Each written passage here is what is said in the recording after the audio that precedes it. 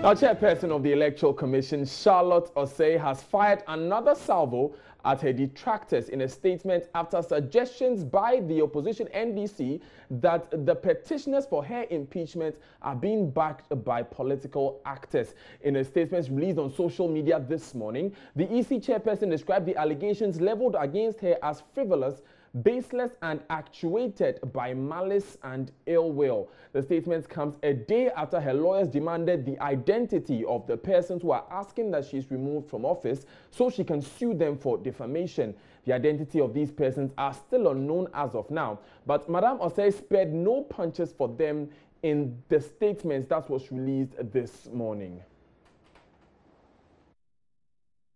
On to a litany of phony allegations made against me by a certain Maxwell Opoku-Agyeman in a supposed petition on behalf of unidentified persons asking for my removal from office.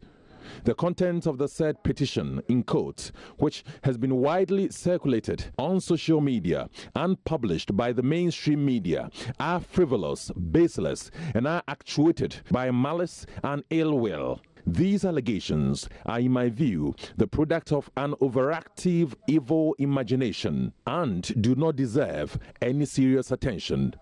I wish to state categorically that all the defamatory allegations are outright lies and without any merit whatsoever. I understand from the media that the President has received the alleged petition.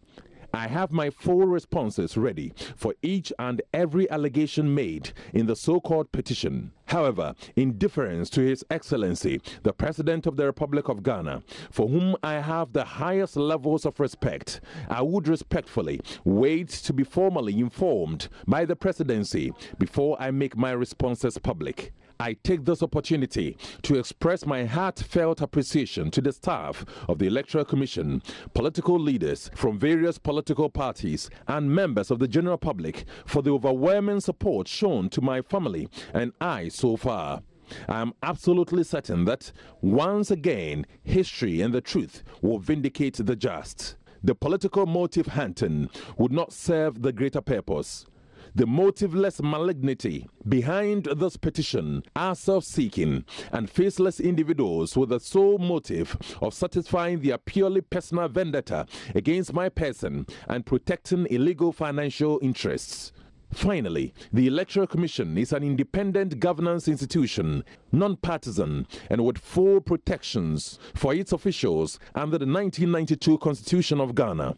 I would wish that the political actors would respect the constitutional framework provided for the Commission and support in upholding the supreme interests of the Commission for the wider interests of our democracy. So that was the statement released by Madame Charlotte Osei just this morning. We'll be bringing you some key highlights of that statement later in the bulletin. But the opposition National Democratic Congress has also pointed accusing fingers as the governing New Patriotic Party yesterday as the news conference. Here's the vice chairman of the party, Samuel Ofosu-Ampofo. You know what they do? They will just instigate a few workers and say the workers are against their chief executive. It happened in GPHA, and all of a sudden they say, oh, the workers are loggerheads with you, so we are giving you 3 hours, pack and go. So I'm not surprised what is happening at the Electoral Commission. It is the work of the MPP, it's not the work of the workers. And we will resist it because one of the institutions that we need to protect are constitutional institutions that are not under the whims and caprices of the president, and the Electoral Commission is one of them. So what they are doing in the name of workers, we know it's just a small screen. But I believe that the international community and all those who are interested in the future peace, security, and development of this country will join forces together and resist the oppressors.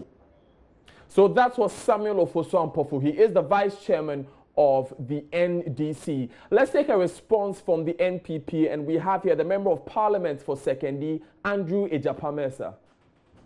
Well, as far as Mrs. Osei is concerned, I would have thought that she would have restrained herself a little bit and wait for the issue to settle. But then again, it's within her right to respond to matters that affect her that come into the public domain.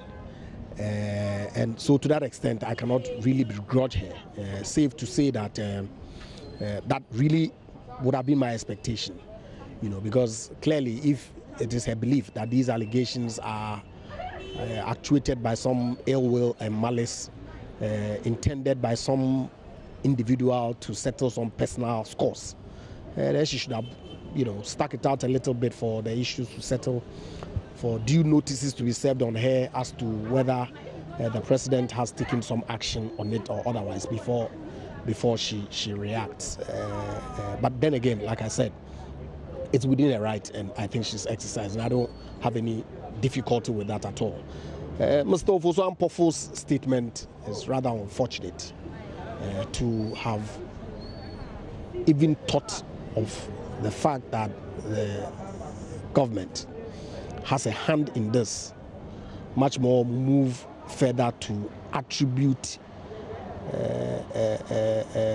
some motive for the government to instigate persons who work in the Electoral Commission to bring this petition against the chairperson is very unfortunate and very irresponsible, to say the least, because what is the motive of government to want her out? After all, we were in opposition and we still went ahead to win the election, in spite of all the concerns that people, the political parties, including civil society, had with respect to how her appointment was made. So why would we, at this point, want to see her exit? Some would say that you are taking the opportunity to settle scores with her. What scores do we have to settle if whatever her association with the NDC was? Rule of law prevailed. The will of the people clearly was what was declared on December 9th, 2016. So what does the government stand to gain in wanting somebody who superintended over an election that we won fairly out? It's very mischievous for people to always want to play politics with matters like this. Do you believe the allegations that she may be in bed with the opposition party?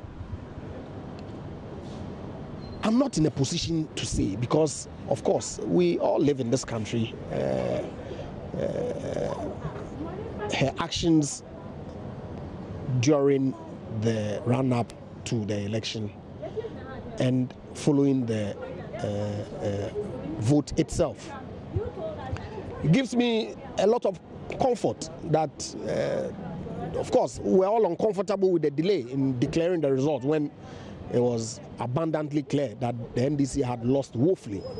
But then again, I believe that the institutions of state are strong, and so her personal interest notwithstanding, nothing could be done about the outcome of the election, and she did her job by declaring the results, and now we're in government. So what personal interest did you think she had? I don't know. I do not know, but there were lots of speculation out there that she had contested as an NDC candidate in the past. As to whether that allegation is true, otherwise I'm not in a position to tell. But if some... Those turned out to be untrue, the evaluatorial accusations. So then again, people fabricate all sorts of things to serve their interest as and when they deem it useful. But my point really is that what does the government stand to gain? It's not the case that the woman played any role towards the electoral victory of the NPP in the December 2016 election. So, what does government really stand to benefit from having her out? These are allegations that have been made. We all are a country that believes in the rule of law. We believe in due process. The presidency in the constitutional arrangement, because the framers wanted to take the power of removal from the president, makes him a post box, essentially.